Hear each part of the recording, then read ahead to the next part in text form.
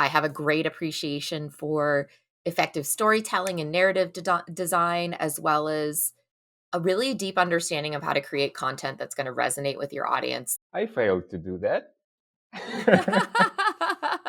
I think content itself is less of a channel, but more of an inbound marketing, sales acceleration, customer retention tactic. I got news, and he's like, "Nah, that's crap. That's not newsworthy.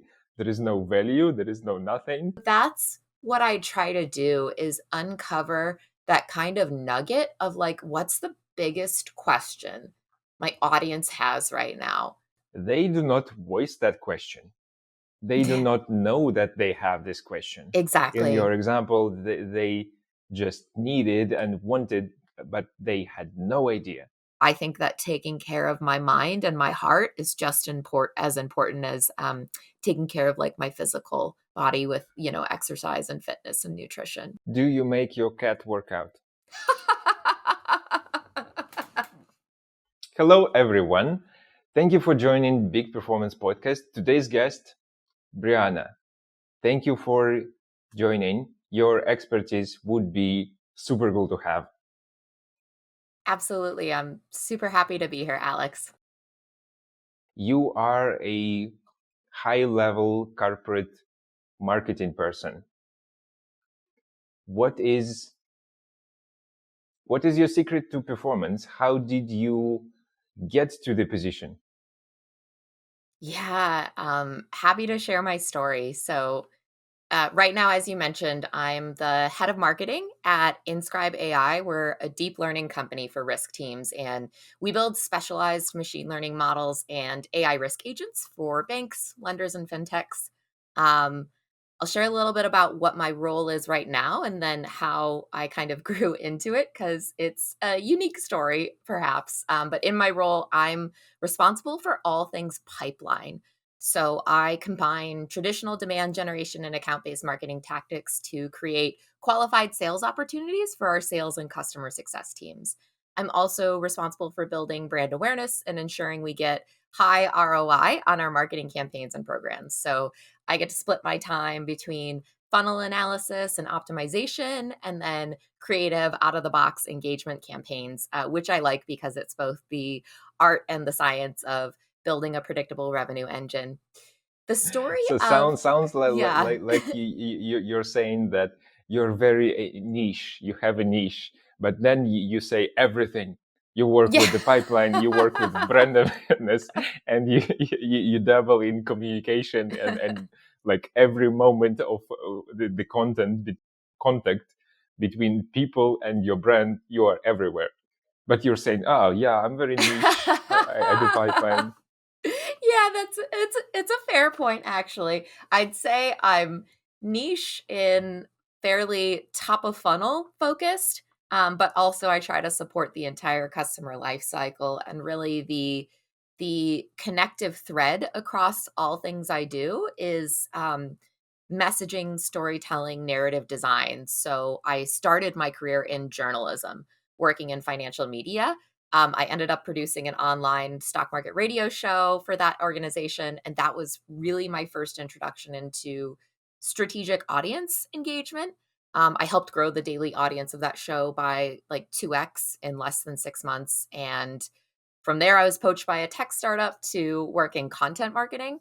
That was about a decade ago, and I've been in B2B SaaS marketing ever since. So I've led content marketing, corporate marketing, and now the entire marketing function at MarTech, Sales Tech, and FinTech. And I think it really was that s- starting my career in journalism and coming up in content marketing specifically that set me up for success in my niche area that I'm able to strategically deploy for any part of the revenue funnel or customer life cycle.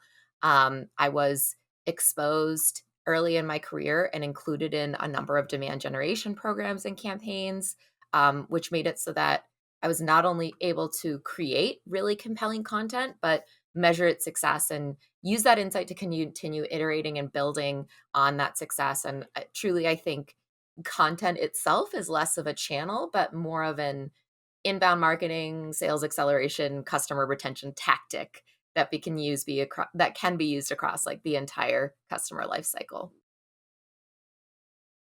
Oh, I see. So you have been in the news first. You have been the journalist first, and yeah, Yeah. I can see how it can happen. I failed to do that. Yeah. Yeah. And so I think it's that, my niche, my superpower is that dual approach of being an artist and a scientist when it comes to marketing. Um, I have a great appreciation for effective storytelling and narrative design, as well as a really deep understanding of how to create content that's going to resonate with your audience. That comes from my journalism background. Being a marketer for me is like being a beat reporter. Like, I know my topics, I know my audience, and I know how to connect my audience to those topics. And this applies to any audience I'm working with, whether it's net new prospects, customers, my partners, investors, and even like internal team members within my company. I'm a big fan of internal communication as well in marketing your marketing, because I love giving our entire organization like a peek behind the curtain of how marketing, the revenue and marketing magic happens. If I may take a guess, I would say that your biggest strength, based on what you're saying and based on what I read up on you and your career, is that you have this understanding of the value that Mm. probably you got from journalism, Mhm. uh, that you went to content marketing and Mhm. understanding the value that it gives. It really helped you overperform everything that the corporate world could see from organic, because you understand the value so good, Yeah. and that is the key. Yeah. How did you learn that in your journalism niche? Wow, that's a great question. I think in journalism, I really learned the skill of connecting the dots. So, as a journalist, your job is to make sure that your audience has the information that they need to be successful, productive citizens of a society. And so, really understanding what news or what events or what stories will impact them, and then connecting the dots so that they can understand what the value of that story is and how it impacts them and why it's meaningful to them. And then I see that sort of connecting of dots skill translate into, very even top of funnel when you're marketing the problem, explaining why there's a problem, helping your audience understand that there's something that they could be improving in their workflows. I work in B2B, so it's usually something they could be improving in their business workflows. And then all the way through the funnel to, when they're making a final purchasing decision, I can see and help communicate and help my team members communicate how they can connect the dots when it comes to ROI and measure the results of whatever tool that they're testing out, that the company I'm working for offers, and compare the success metrics that they would be generating from using our solution to the amount of value they'd be getting and what that looks like compared to their investment in a solution. So really, it's this. It sounds so simple, but it's just this like grand connecting of all of the dots to help make things make sense. I think that is what I learned Yeah, in journalism. Yeah. definitely. It has been a like connecting dots, and then you manage to fill in all the value that the people hiring you get from working with you into Yeah. the same context. Huh. Yeah. That's a lot. That's a lot. Tell me, tell me a story from your journalism times. How was that for you? Because I have a shitty experience. Hmm. I was a junior person to a brilliant journalist, and I was so bad. I saw this like so much frustration from my mentor, who is super good Mm. in this job, and I'm like, hey, I got I got news, and he's like, nah, that's crap. That's not newsworthy. There is no value. There is no nothing, and your grandma sucks. And I'm like, thanks. I Yeah. go make it new and Yeah, no, I can relate to that exact experience, especially in some of my early internships in journalism. I worked at an NPR, National Public Radio, local affiliate in Detroit, which is where I'm originally from. And every day I would have to go to the news director and pitch him on the stories that I thought were worth covering. And it was sort of that continuous refinement of him explaining to me why a story would or would not be worth covering. It sounds like my news director was a little nicer than the journalist you worked with, because he would very kindly like sit down and walk through the story and explain like, well, this isn't news because it doesn't, it's only related to like a really, really small portion of our audience, and like our larger audience wouldn't really care about it. Or he'd say, this is news because it's really timely, it's really relevant to topics that are happening right now, and it's a topic that we've heard our audience call in and express that they're really interested in hearing more about. So it was this constant sort of exercise and honing in of the skill of understanding what stories matter. And I actually had that happen across a couple of internships I had in journalism where, as the intern, you're not writing the big stories. So you have to come up with your own stories and pitch them to your editor or your news director to say, I think this would be worth writing about. And they would help like guide you through the process of connecting the dots on what actually information would be more meaningful and what information is less meaningful to the audience, which also really helped me understand that if you aren't producing content that is like as meaningful as possible to your audience, then it's just noise. So it was really honing that skill of identifying the signal versus the noise. And I would do this every single day. I'd show up to the news station in the morning, do some research, pitch my stories. And if there was a good one that I found, I'd get to go off and write it, find people to interview, record the interviews, especially when I was on the public radio station, and then they would play those news stories later in the day. But sometimes if I didn't find a good story, then I would just help out with other news items across the newsroom for the rest of the day. that is a great one. I was super interested in SEO in the beginning of my career. I have been the specialist in that.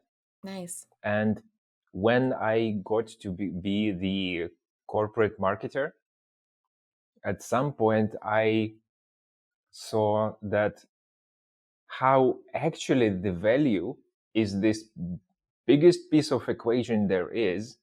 I'll tell you a little bit story about how I saw it. We all know HubSpot, huge Yeah. company, a lot of money, super expensive, old piece of software, hate them. So, but they're very, very good with marketing. Yeah. And in the time that they were younger, braver, and cooler, their content marketing was even better. So Mm-hmm. like peak. And in this top performing content marketing, I looked into the SEO, overall organic. 50% of all organic that they're getting goes straight to the email signature tool. So it's a piece of Mm. software where you are coming, Mm-hmm. saying, this is my name, this is my small picture, this is my company, this is the link that I want to include. And it generates this short snippet. You put it into your email signature. Half of all organic for HubSpot was going to that Wow. tool. So I imagine this team of 20 to 50 people doing organic content, doing partnerships, doing great graphics, doing each of them like super specialist in their niche. and everything their result amounts to is equally to a piece of code that makes email signatures in the big perspective. It was crazy to me because Yeah. I know how much of the job it is, and there's still amount to the same as the piece of software. Yeah, that's it. It's super interesting, and I think not too uncommon when you're doing inbound marketing. And it can still be a worthwhile tactic if you're able to use product led growth once you get them into that small email tool. So if you get them into the small email signature tool and that's all they ever buy from you, then yeah, that's like feels like not a good use of your time. If you're spending all this time and money on generating SEO content, you have all these people, you have all these graphics, all these tools to generate the SEO, and then you're getting like, a very small amount of money. You're spending a lot of money to bring in this traffic and then only getting a small amount of money in return. But if there's any one thing that we kind of have an interesting similar situation at my company where we get a lot of inbound traffic for only one part of our product. But it's still really valuable to us because we have a really big land and expand motion. So we'll get them sold on that first product. We kind of like wedge our way into their company. For what it's worth, our first product is much bigger than a small email signature tool. So even then, it's still pretty worth it for us. But then we have an amazing customer success team that then goes in and builds a really strong relationship with the customer, and is able to uncover other areas where we could provide value to them. And that's really where we end up getting them onboarded to our full suite of solutions, is that we then have that relationship with them and we can pitch them on some additional products and then see the full value of the search engine optimization efforts that we've put in. But if you're not doing that and you're only getting customers for your email signature tool, then yeah, I feel like your customer acquisition cost is like way out of balance there because you're not getting a lot of return for those SEO investments. I think it's a matter of getting value, and Yeah. this email tool, it's free, so Oh, it is okay. a way Yeah. to just get a piece of value that Yeah. is super universal. Everyone Yeah. has a signature, Yep. everyone needs it, and it's free, and I get to have it this fast, awesome value from HubSpot. Even I am not thinking of a CRM right now, but I got it Yeah. from HubSpot, and I'm like, all right, cool. I may remember how your logo Right. looks, and next time I say, oh, I know the logo of those guys. So it's brand awareness. I think most of the, Nice. and I think you are really good at it, because how else would you take Sendoso, the Mm, company that's yeah. doing good, and increase several folds their organic efforts? Because you know how to get this value, and as Yeah. ex SEO specialist, I know that like keywords analysis or anything that you can do will not compare to understanding the value and presenting it to the right people. Yeah, with and the Sendoso example is a great one because what I unlocked at Sendoso, so for anyone who's listening and doesn't know, Sendoso is a direct mail gifting and swag platform. So it's a piece of software that enables you to really easily and effectively send either personalized gifts to prospects or customers, or like bulk swag to teams or events. But what I really uncovered when I was at Sendoso was that our prospects and customers had a strong desire to use gifting, but they didn't know exactly how they wanted to use it, like where in the customer life cycle, who they should be sending to, what types of gifts they should use, and also what messages they could send. And so that was a huge opportunity for us from a both an SEO and a thought leadership perspective to help educate them on the most strategic and successful ways to use gifting across the entire customer life cycle. So that was really the theme of our entire content strategy, all the way from top of funnel, doing SEO articles on, you know, customer gifts for the holidays, because that was a popular search term that we were able to capture. And then we would move them through the funnel with, gift idea, like strategies for booking meetings with prospects using coffee e-gifts or other e-gifts. And then all the way down to the bottom of the funnel, we would just share stories of our current customers and the successful gifting strategies that they were using and how they were measuring the ROI and the return on those gifting strategies. So that's where the true value story, that I could find there, was that people wanted to use gifting, but they didn't know how to use it in a way that would be strategic and drive really meaningful revenue and pipeline results for them. So that's what I try to do, is uncover that kind of nugget of like, what's the biggest question my audience has right now? And how do I go find those answers and like give them those answers? So I spend a lot of time talking to customers and listening to gong calls with customers, because that's like one of my biggest principles, is just know your customer. And the deeper you can know your customer, the better you can be a helpful expert and guide and help them achieve their own goals. That's a super cool case. And I can highlight that when you're saying that know your customer and know the question that a customer has, Yeah, they do not voice that question. They do not know that they have this question. In exactly. your example, they just needed and wanted, but they had no idea that this thing would be useful for them. So Yeah. it's not easy to capture with usual marketing arsenal of like analyzing keywords, trying to get the intents. So their intent might have been the same as everyone. Like I want to boost my business Yeah. performance, but this question could have slipped under the radar for sure. That's such a good point, because they don't are your prospects and customers actually don't always know that that's the question they have. And I spend a lot of time doing interviews with our current customers to uncover those questions.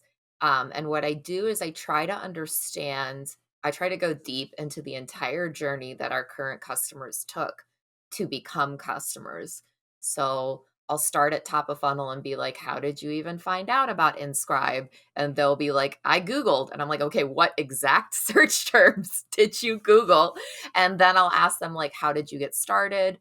What successful strategies are you using to drive ROI from the solution? And then I even ask our customers, like, what would you tell your colleague if you were trying to recommend this solution to them? Or even, what sort of questions or situations do you think your colleagues would have that then would cause you to recommend this solution? So, really, for me, I uncover both the questions and the answers by spending a lot of time like interviewing and listening to our current customers, and I just try to get into their brains. I see. Mhm. I see that there is a piece of the stuff that you're saying about storytelling, Mm, mhm. because you ain't get the information from people unless they are telling you a story. And you are asking, how did that happen? What was around you in the moment when Yeah. you thought about it? Yes. Who told you? Why did you think that? And when people are able to tell the story, you start piercing those things together. Yes. Exactly. Yes. I never thought about it that way, but yes. That's it. That's cool. How do you approach storytelling with the companies that you are working with? So we Mm. talked about this value piece, and then we have the storytelling piece. Mhm. Yeah. Gosh, that's such a big question.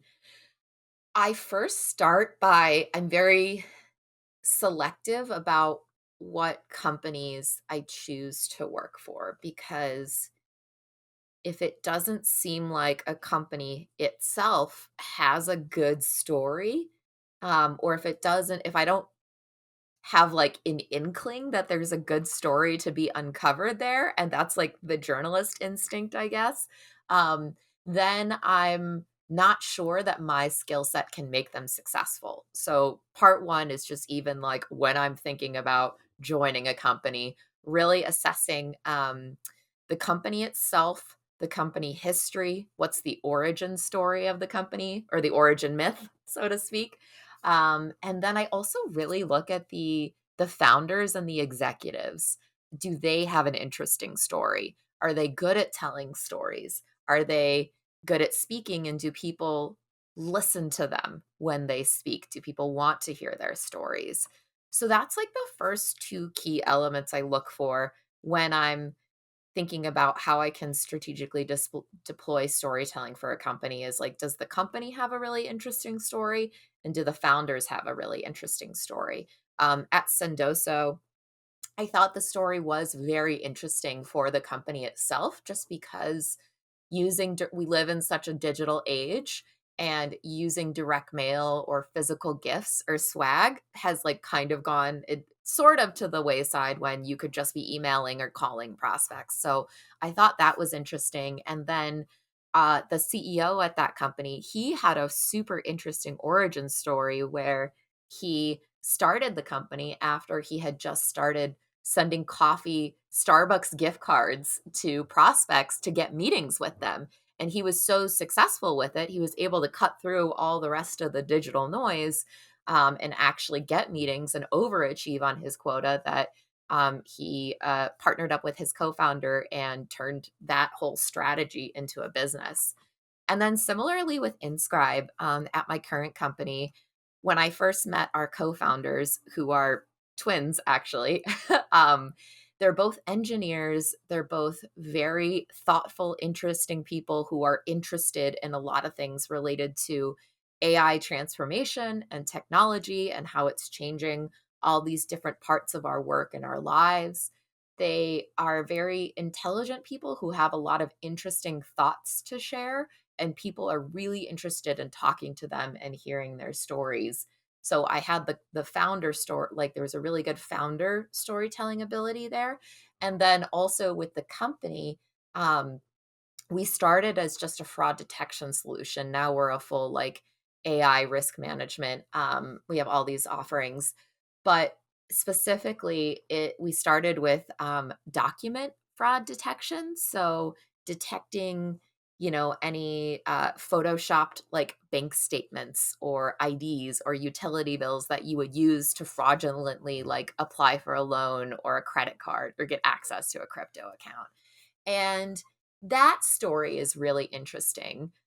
Fraud itself is really interesting. True crime is something that I'm really interested in true crime. I know a lot of other people are really interested in true crime. And so I knew there was something really interesting there that I could capitalize on in terms of telling stories about fraud, true crime, and tying it back to our solution. But also, this really interesting story about, in addition to using fraud detection to prevent fraudsters, we could also use our software to give greater and more equitable financial access to folks who don't have, a big credit score, or even they don't have any credit history, because we also had this additional side to our solution that's able to look at credit insights and really assess their cash flow and see if they're able to be qualified for a loan based on any company's risk threshold. So I saw some really interesting stories in both the co-founders and the company that I'm at. And even as our solution has evolved and we're doing so much more than we were when I joined 3 years ago, there's still these amazing stories that I keep finding coming out of it. And what I do, so that's how step one is just finding the right company. And then I also spend a lot of time talking to subject matter experts across the company internally, like my team members, and really understanding their role, what's their work, what they're working on, and using that to uncover interesting stories across the company that we can either use for brand awareness or for, sales acceleration and customer success. And I don't know exactly what it is when I'm able to see that there's a story, but like something goes off in my head and I'm like, "Oh, that's interesting." Other people would think that's interesting too. So that's those are like some high level sort of approaches I take to really uncover stories, and then deploying them, like publishing the stories, distributed them. That's the easy part. Like I ghostwrite blogs for everyone at my company. I put people on webinars. We send them to events to do speaking sessions. And then, as I mentioned, we're actually starting a podcast ourselves. So the art is finding the story, and then the science is distributing the story. So that's kind of like a very high level look at how I approach storytelling, like for any company that I'm at. You are being very modest because you're missing the critical piece. You're saying, "Oh, there are the artist to find the story, and the science is distributing the story."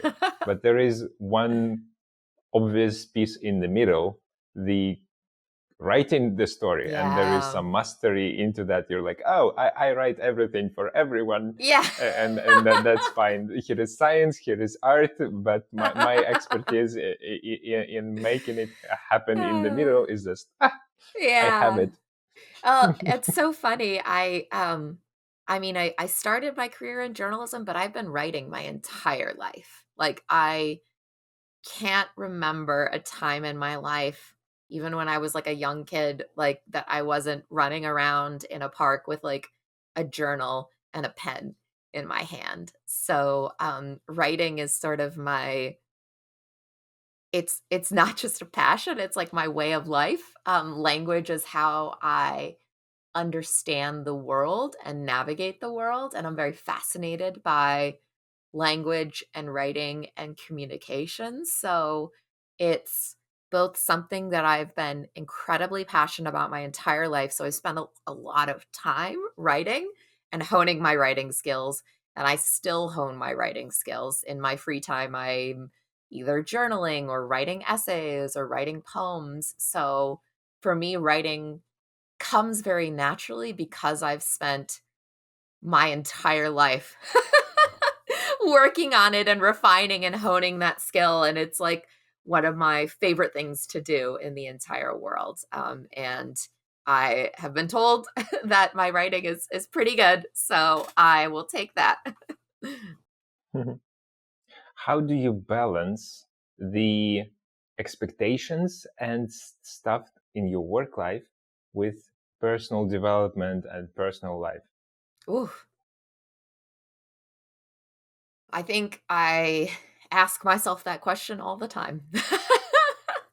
Um, I don't have, like, a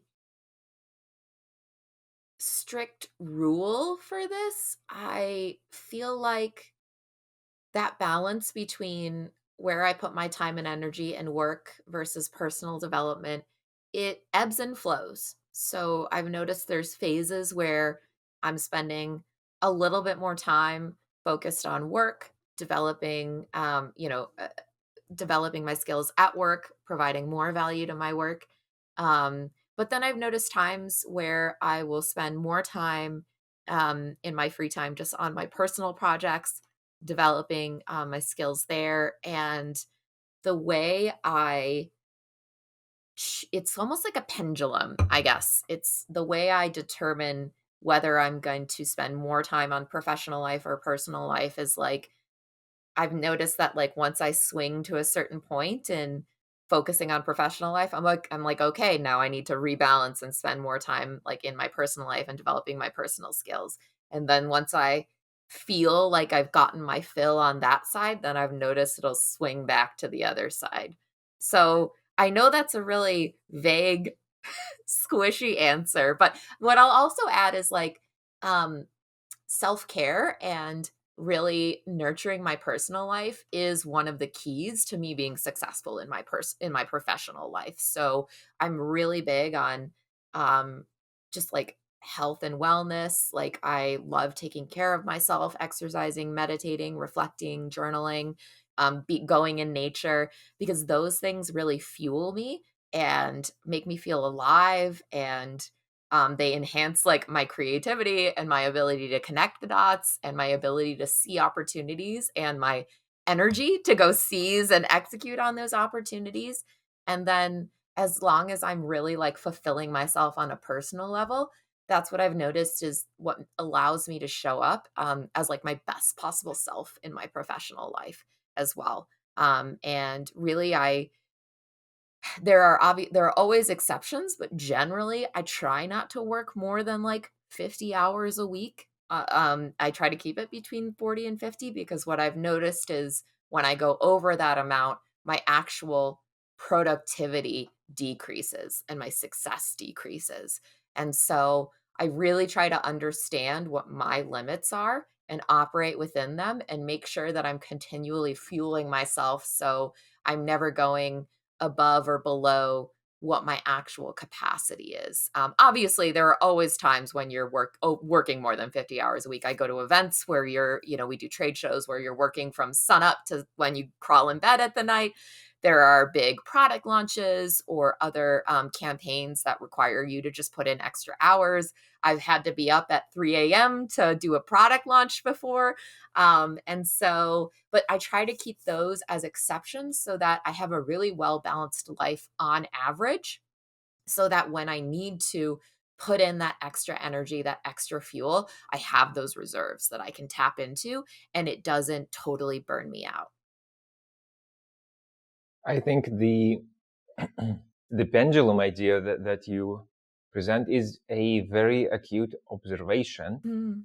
from you, and I think it's super valuable because I was very much struggling when I was going after the balance idea. Mm. The balance Mhm. idea that I need this amount of work and Right. this amount of other life every day. Right. And it was not easy for me. It's Sometimes I saw that I could be very effective at working the whole day. Yep. And then the next day, I don't want to work at Yeah. all. And I could benefit from doing other stuff, doing sport, Yeah. socializing, or anything else. And the work life would benefit from me doing so, doing Yep. actually like no work on that day, because Yeah. on the next day, I will have my energy levels topped up. I will Exactly. have new creativity because of the new experiences that Yes. I got to Yes. encounter.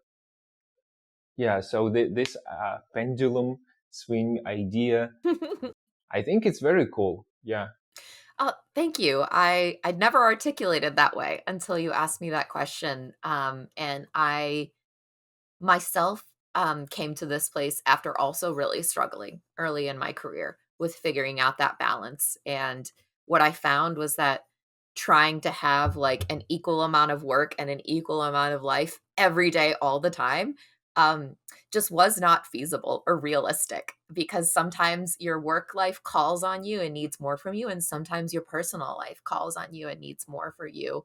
So that's why I've sort of adapted this more fluid approach rather than this like rigid, this I need this amount of time here and this amount of time here.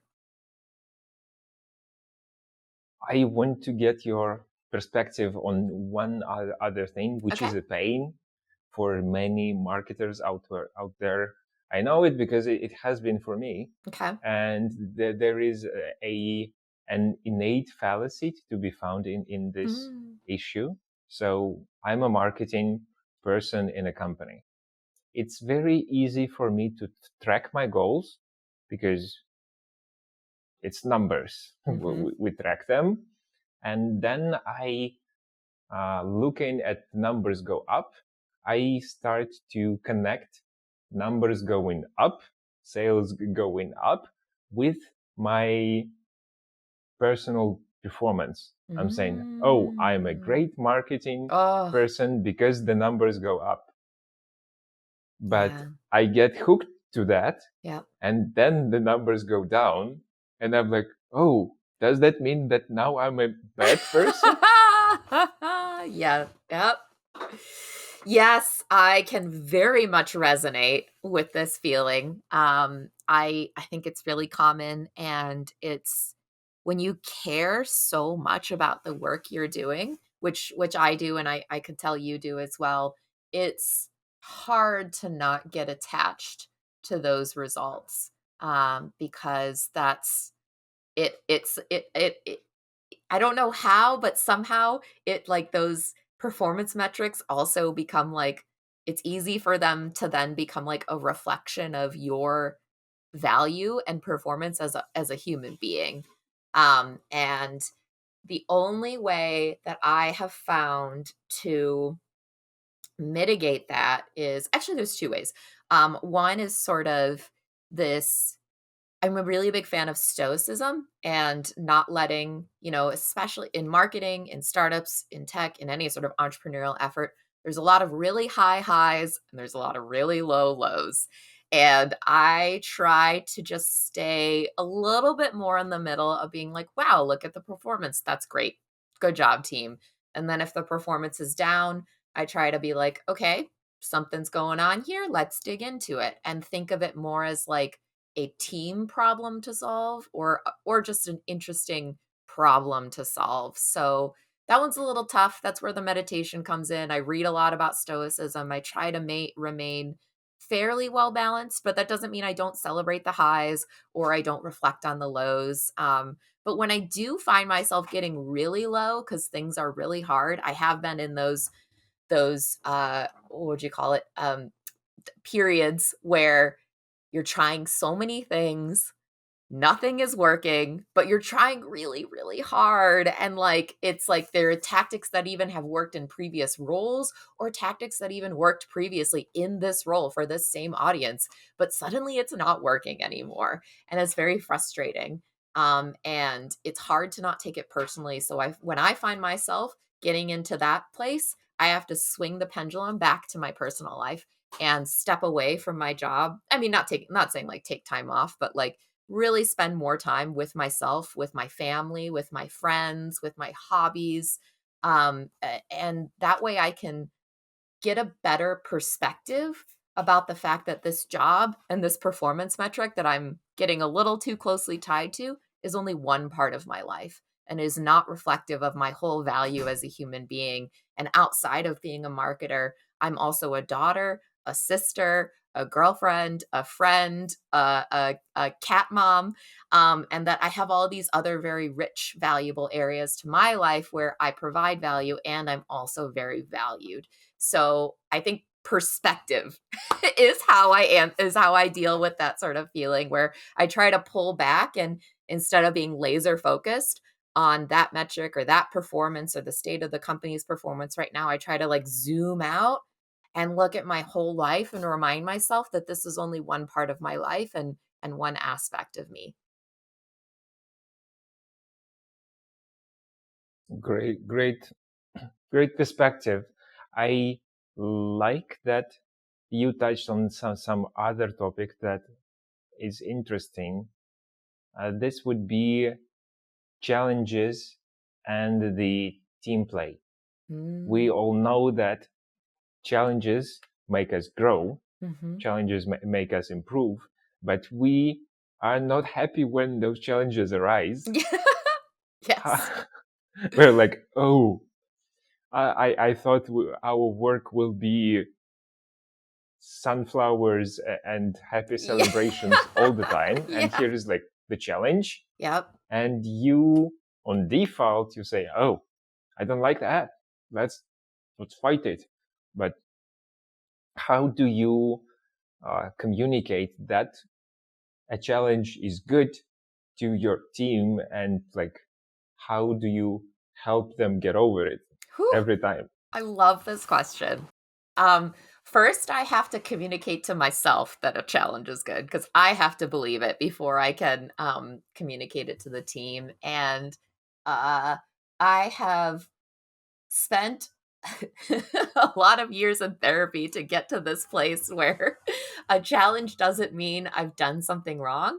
A challenge is a friggin' growth opportunity. And like, it's almost like a salty thing, though. It's like, oh, great, another growth opportunity. But like, I try to like make a joke out of it where it's like, okay, I know this is going to be a helpful thing, a helpful growth opportunity, an area where either I can grow as a person or we can grow as a team or we can problem solve and develop new strategies and be creative and try something different, or we can really dig in and understand what's not working and try to address those issues. But I have to kind of make light of it and make a joke of it to myself and be like, great. Another growth opportunity for me. I'm a little tired. I'm already stressed, but fine. I see that this growth opportunity is here and my desire to grow is greater than my frustration at this situation right now. So I'm going to try and lean into my desire to grow. And then I kind of use that same talk track with the team too, where I'm like, guys, I know it's been a rough week and I know we've already been challenged to grow so many times in this past week alone. But there's one more growth opportunity that has presented itself. And I really believe in our ability to rise up to this growth opportunity and to rise up to this challenge and to overcome it. And I think this will be a really, all these growth opportunities we're facing right now. This is really a career building time in our lives. And we will remember all of these challenges and growth opportunities. And if we rise to these challenges and grow, we don't have to rise to all of them, but if we try to rise to most of them, we'll be able to grow in meaningful ways that will set us up for success for the rest of our careers and the rest of our lives. Also, I think that idea and how you overcome those communication moments with your team uh, is a critical part of Yeah. the Yeah. transparent culture and brave Yes. culture, Yes. because your people in your team are the ones who will be the one who first sees the new issue, and to be able to report saying, hey, Yep. we have a new challenge Yep. as fast as they can, sometimes means success in business. How do we all foster that in our teams, being Mm. a little bit braver? Yeah, I love that question. It definitely has to start from being top down. So my boss, the CEO at our company, is very kind, honest, very good natured, and I trust him a lot. So if something isn't working, I feel very comfortable going to him and being like, "This isn't working, but here's what we're gonna try." Or if I don't know what to do, I'll be like, "This isn't working. I'm not sure what to do here. What do you think?" And he's very open to problem solving together. Like it's very much this like collaborative relationship, that working relationship that we have. And then and that creates this environment where he's also having that collaborative working relationship for all of the rest of his direct reports, which are my peers and colleagues. And because we're getting that from the top down, then we're able to have that sort of relationship with each other and also have that relationship with our direct reports. And really, it's this exercise of building trust. We do a lot of icebreaker questions and team meetings just so we can like help to get to know each other more, which builds trust. We do a lot of retrospectives where we look at what happened and what worked and what didn't work. We're a very anti blame culture. We think about it as us, a team, versus the problem, never us versus each other. And we really celebrate wins and what's working. And if something isn't working, we aren't afraid to talk about it, but we talk about it in a collective way where it's not like, "Ugh, this isn't working because you didn't do this or because that was a bad idea." It's like, "Okay, this wasn't working like we thought it would. What does everyone think? What do people think is going wrong? What do people think is going right?" And so it makes it more of this team effort. Like, we take a very much, like, collaborative team approach to the success of our revenue team, but also the success of the whole company. Like, there is this very much this feeling of shared ownership of our success and a high level of trust in our teammates, and a lot of honest, candid, kind communication that we try to bring from the top down, from the leadership level to the rest of the team so that they can foster it back at us, but also with each other. And it's psychological safety, right? There's the Google, study that's all about what's the number one factor that contributes to the success of the team, and it is that psychological safety. We create an environment where there are no stupid ideas. You know, if people make mistakes, that's okay as long as we learn from them, and as long as we share our learnings and we have the confidence that the mistake was made with the best of intentions, and it was just, we either had no idea what the result would be or it was an error in judgment. And even when we make a mistake, we learn something. We learn that doesn't work. And that's something that my boss has always said is like, one way or another, it brings us one step closer to the truth and one step closer to like understanding and having more data and more knowledge about how to approach and be successful in the future. So that's really the type of environment that we we think, we work a lot to foster that type of environment too. We have a very thoughtful and intentional head of people operations who's actually has like a psychology background, which helps. And she is able to help us like approach situations in this very like psychologically safe, kind, supportive way. She helps foster environments where the team can build trust and camaraderie. And she coaches individual team members on how to show up and unlock their best performance. Interesting that you mentioned anti-blame culture. Yeah. And I think you need anti-blame culture with the language that we are using, Yeah. because in our language, in our culture, I broke the vase. It has this, I blame myself to Yeah. have done the thing. For example, in Japanese, they would say the vase broke. Wow. So, That's so, so so this interesting. blame is Yeah. weaved into the language itself for us. So we really need that stoicism moment of Yeah. keeping that in mind, Yes. being aware of it. Yeah, that's such a fascinating observation because you're so right in English, and I think a lot of other Latin-based languages, the format of a sentence is, subject predicate. So it's like the subject, myself, I, the agent. Like most of our language is about agents acting on the world. It starts with like um this subject and then the indirect object, the vase at the end. So I, the subject, broke, the verb, and then the vase is the indirect object, the object being acted upon. And it always starts with the actor, I, the action I did, and then what it was acted upon. So it does, that's such an interesting insight that you're so right. It does really put the ownership of the result on the actor, on the agent. And I can totally see how that creates a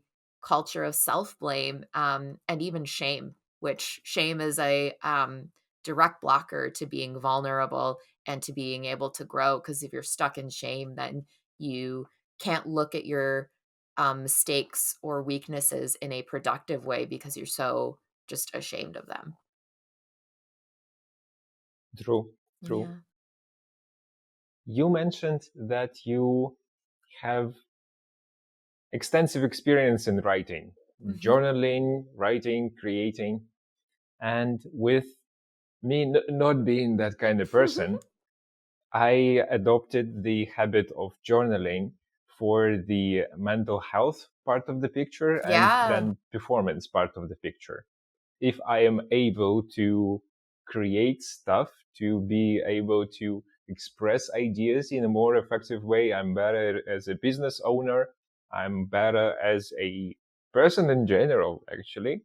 And from my perspective, with the growth that I noticed after adopting that, I'm like, are the people who have been journaling all their life super superhumans that do not even need uh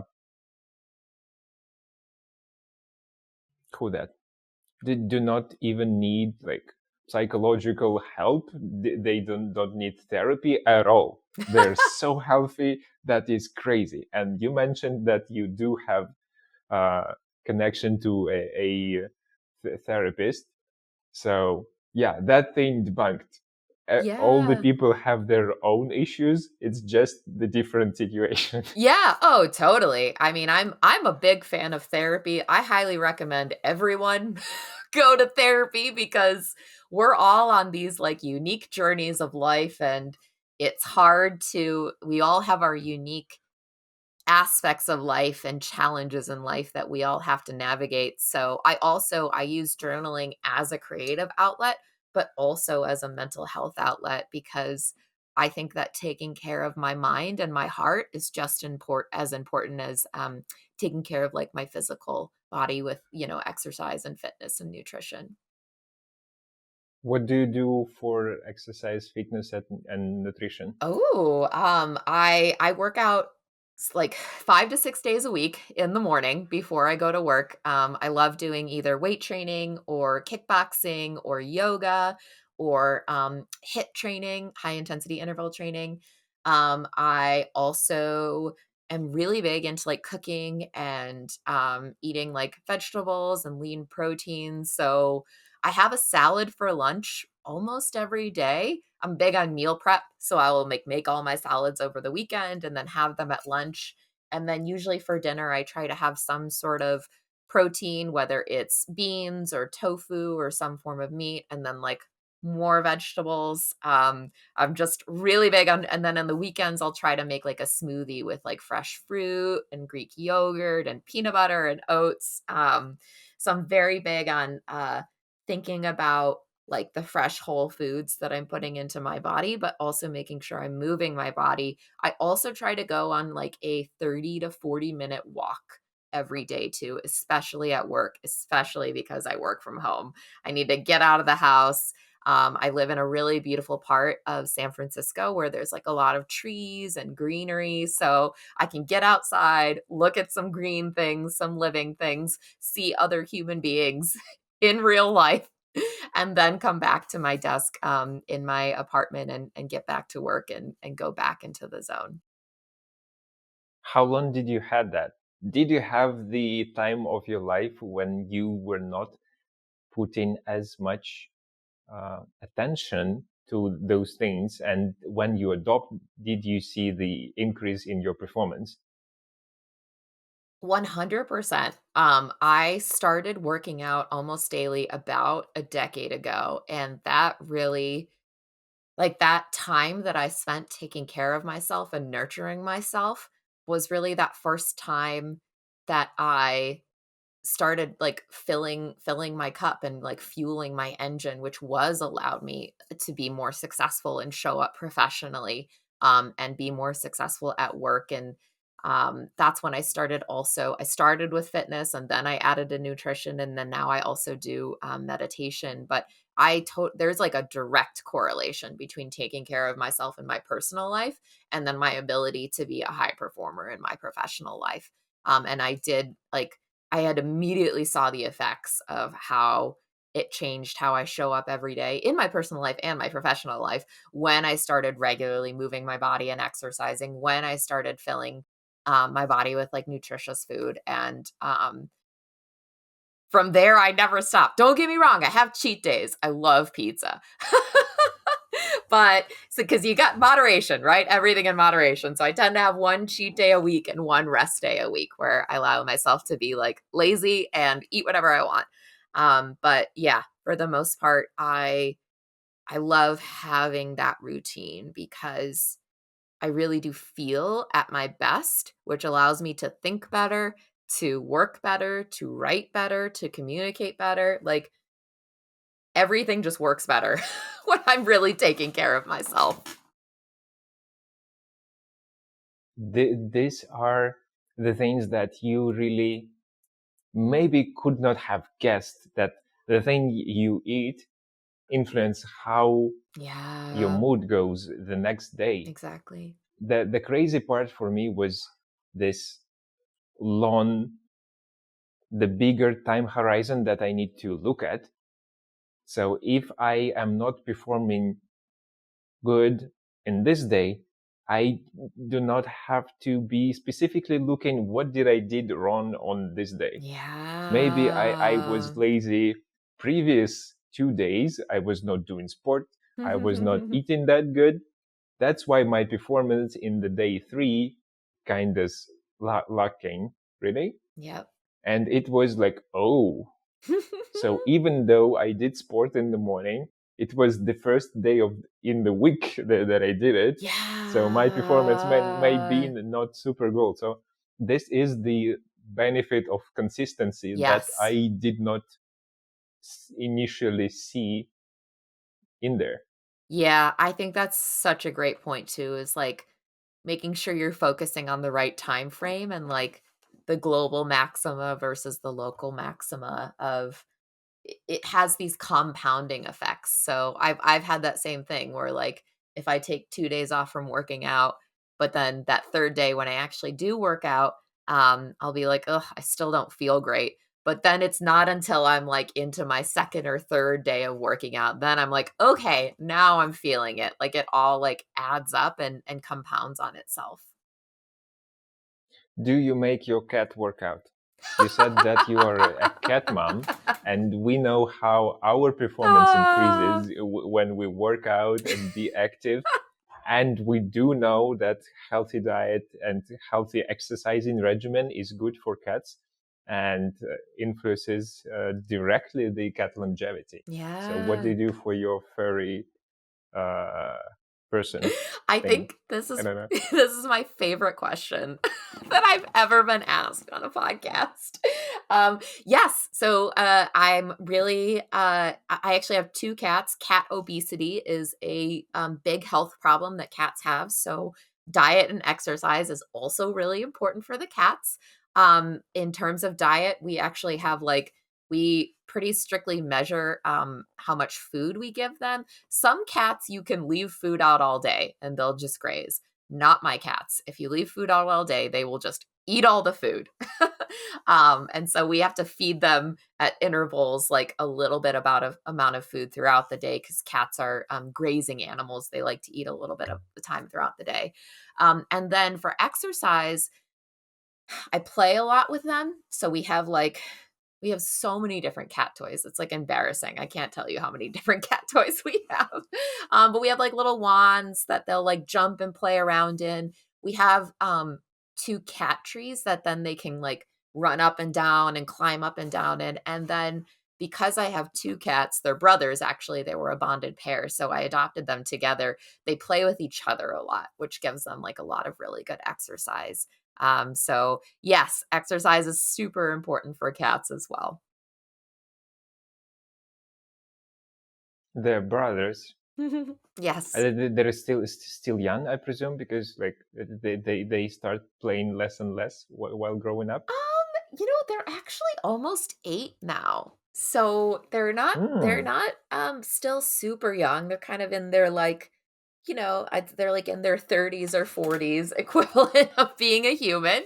And they That makes me happy. yeah. Besides that, they're active and playing. It's Yeah. very good in their like peak career Exactly. years.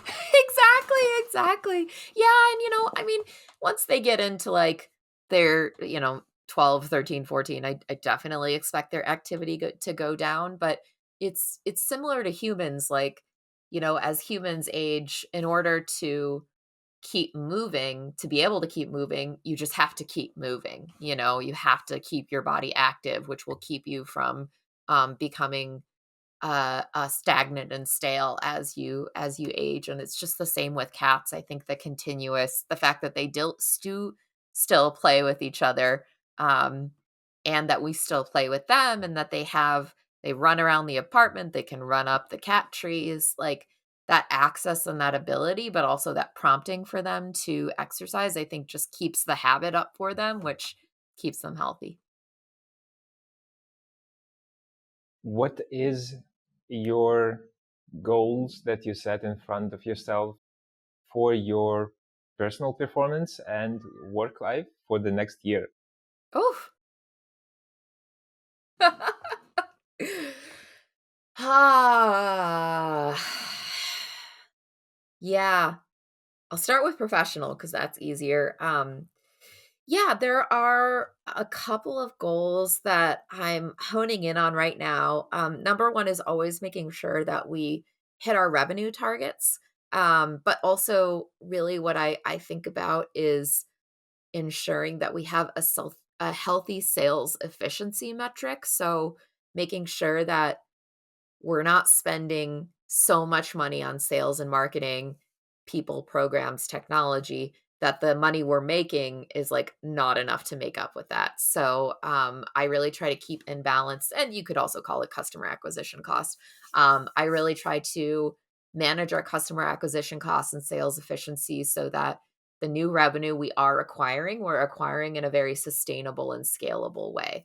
So even if we don't hit our revenue targets, then that means we might just, try and spend a little bit more money on programs so that we're just keeping that balance in check of how much money that's going out and how much money we're bringing in. So that's one of my goals over the next year, is making sure that we just launched new products. We really changed our company strategy over the past 6 months. So my goal is to create a predictable and reliable revenue engine where we come like within, 80 to 120% of hitting our revenue targets each quarter, because that predictability is really important. We're a VC backed company, so obviously we have investors who want to see that predictable growth. But also, as we think about scaling, that predictable growth is really important, so we can kind of plug in, okay, if we add two more people and $500,000 more dollars in the budget, what kind of results can we expect that to yield? So that's one of my goals. Another goal over the next year is launching this podcast with my co-founders. I think they are just super interesting people with a lot of insights to share, and we've already got a couple of recording sessions down, so we're well on our way to our launch. So those are two areas I'm focusing on professionally. Personally, I'm really trying to grow in areas that, well, one of my personal goals this year is to do a live poetry reading for myself, like to go to an open mic night and do a live poetry reading. I've never done that before, and I'm very nervous. It's such a vulnerable thing to share your poetry with the world.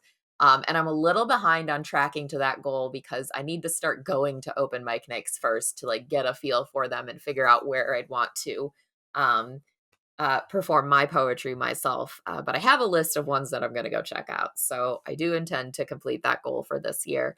And then on a deeper level, I'm just really trying to grow in areas that have been challenging for me because of the environment I grew up in. So this is going to get really deep. So you can feel free to remove this from the podcast if you want to. But I grew up in like a somewhat traumatic environment, and so I have trouble trusting people sometimes. And I see that play out in my personal relationships and in my professional relationships. And so that's something that I really want to grow in and be a little bit better about, of like knowing what works for me to build trust with people, and then actually building trust with people in a meaningful way. Yeah. So, just those I things. I think that uh, to the last point that you shared, and thank you for sharing that. I think our we cannot be super mad at our past because it Yeah. informed the present. Yeah. And if you didn't have trust issues, you would not have been this strong of a person, No, thank because you. you would be better at relying on people. So you will not foster this internal strength that you have now as your big asset. So, like, yeah. Yeah, that's Well, such a good point. There's like a silver lining for sure. And thank you for saying that. That's very, very kind. it was awesome. Thank you for this conversation. Let's do one next time. Awesome. It was absolutely my pleasure. I loved the conversation. I loved all the different areas that we explored, and I would be more than happy to be back. Cool. Don't click anything.